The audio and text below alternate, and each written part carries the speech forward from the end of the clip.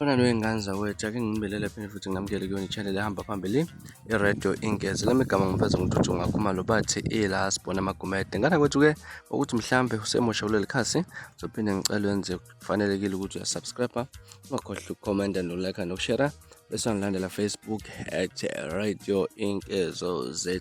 Ingane zakwethu bavujuqa abasola abayisithupha ebebedubulana namaphoyisa ngokuva kokugebenga imoto imali lediyamu entshonalanga yePitoli. Kuboshwe oyedwa, abanye abasola bakwazile ukuthi babaleke. Ingane zakwethu izindaba ezilokhu zingene njalo sibona ngokuhlukahlukana kwey'ndawo zilokhu zenzeka laphana kukhuzwa laphana izigebengu mayelana nokubamba izimoto zemali, kodwa kungamele belokhu baqhubeke njalo ngapha nangapha.